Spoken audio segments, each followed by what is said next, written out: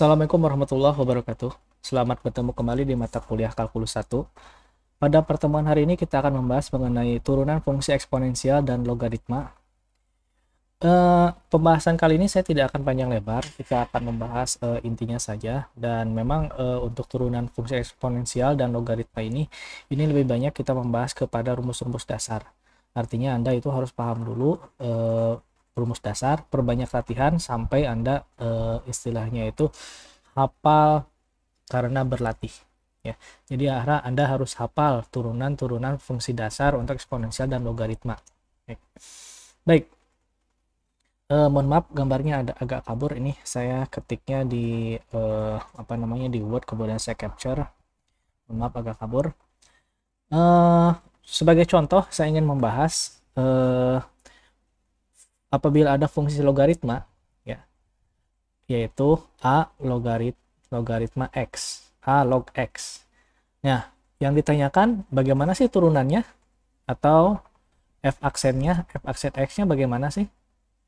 Nah, untuk mencari turunan atau mencari nilai turunan fungsi dasar ini, langkah pertama ini kita bisa menggunakan teorema limit ya. Caranya yaitu turunan dari f aksen x ini akan sama dengan limit h mendekati 0 ya, karena dia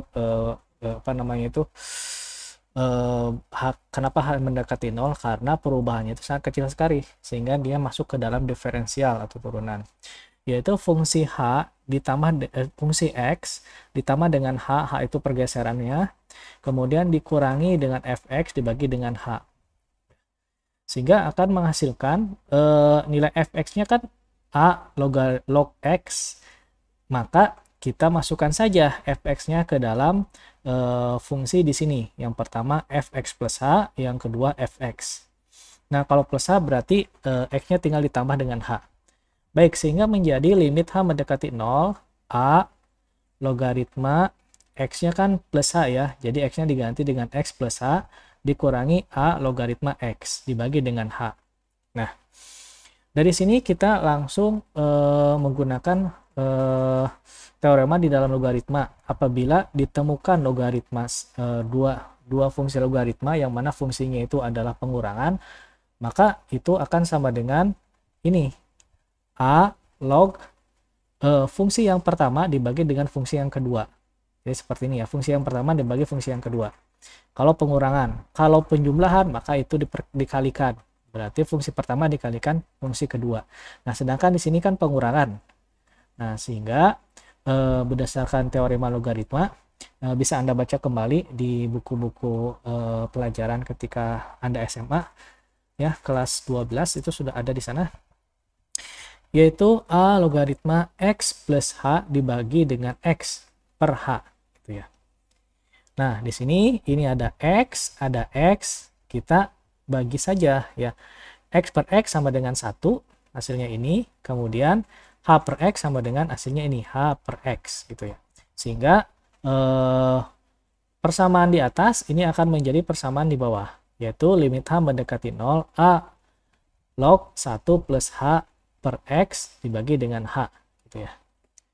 Baik, nah berikutnya kita tidak boleh kan hanya itu ada di sini ya, hanya tidak boleh kan ada di bawah, karena kalau dibagi dengan 0 hasilnya pasti tak terhingga, sehingga hanya itu harus bagaimanapun caranya harus dinaikkan ke atas gitu ya. Jadi limit h mendekati 0 yaitu a log 1 plus h per x dibagi dengan h, ini dibagi lagi, bagi dengan x kalikan dengan x, kan hasilnya sama. 1 per x dikalikan x sama dengan 1, hasilnya sama, menjadi h lagi. Oke, nah h per x ini kemudian dinaikkan ke atas menjadi seperti ini, x per h. Jadi limit h mendekati 0, x per h, a logaritma 1 plus h per x ini dibagi dengan x. Nah, kalau seperti ini kita sudah dalam sedikit posisi aman karena hanya sudah ada di atas ya. Baik, lanjut. Nah, karena ini fungsinya logaritma, ini kan perkalian ya. X per H dikalikan dengan A log 1 plus H per X.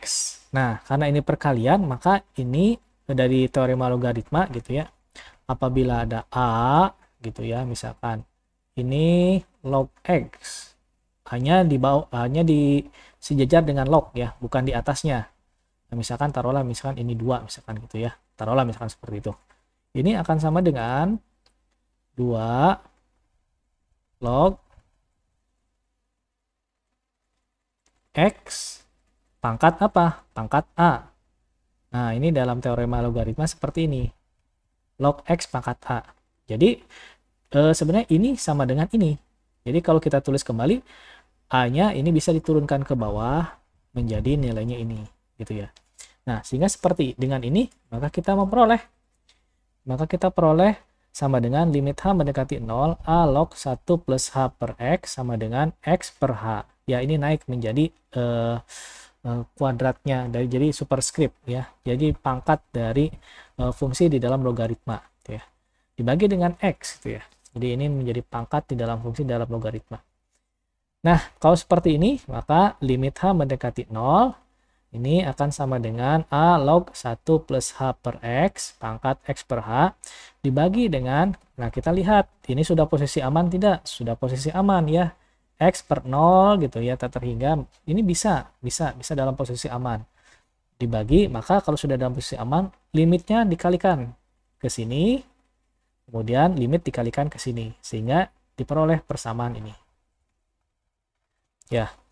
Nah, karena limit H mendekati 0, log fx, ini sama dengan log limit H mendekati 0 fx, gitu ya.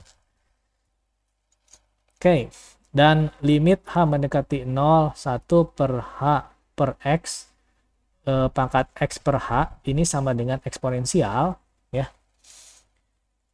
Nilai X, nilai E eksponensial, maka kenapa bisa seperti ini, nilai eksponensial?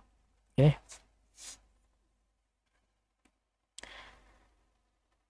Jadi ini limit ini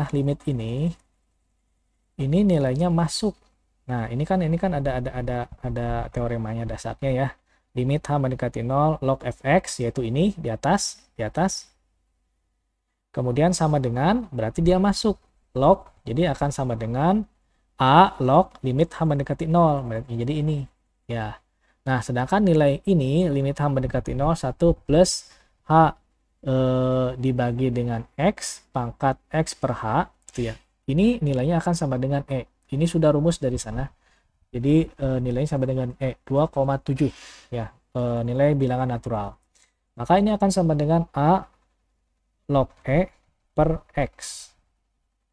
Ini akan sama dengan, ya, ini kita turunkan saja, ini bisa ke bawah ya, bisa turunkan ke bawah.